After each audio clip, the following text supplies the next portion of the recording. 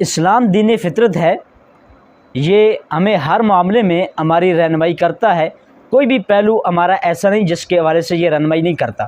تو قربانی کے حوالے سے بھی یہ ہمیں رہنمائی کرتا ہے کہ قربانی کس پر واجب ہے، کس پر واجب نہیں، کون سے جانور پر قربانی ہے اور کون سے پر نہیں، کتنی عمر والے پر ہے اور کتنی عمر والے پر نہیں ہے۔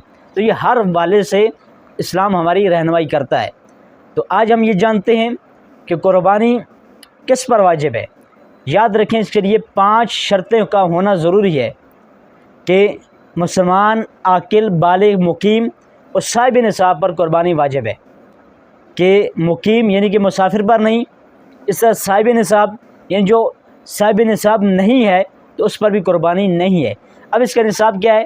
یاد رکھیے، اس کا نصاب وہی ہے جو زکوٰۃ کا ہے، یعنی کہ کس کے پاس اگر 7.5 تولہ سونا یا 52.5 تولہ چاندی یا کرنسی اس کے پاس اتنی مالیت کے برابر پڑی ہے، یا وہ مال تجارت اس کے پاس موجود ہے، تو اس کے اوپر قربانی واجب ہے۔ ایک اور کنڈیشن بھی یاد رکھیں کہ اگر کسی کے پاس 7.5 تولہ سونا نہیں لیکن تھوڑا بہت سونا اس کے پاس ہے، چاندی بھی 52.5 تولہ نہیں لیکن تھوڑی بہت اس کے پاس چاندی ہے، اس میں یہ دیکھیں گے کہ سارے کو ملا کر اگر وہ چاندی کا نصاب بنتا ہے تو وہ صاحب نصاب ہوگا، تو اس پر قربانی کرنا واجب ہوگی۔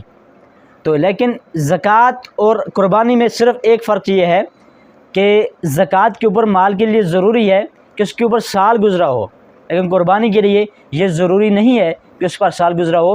قربانی کی ایام یعنی کہ 10، 11، 12 تاریخ کو ذو الحجہ کی جب بندے کے پاس اتنی مالیت ہو جائے تو اس کے اوپر قربانی واجب ہوگی۔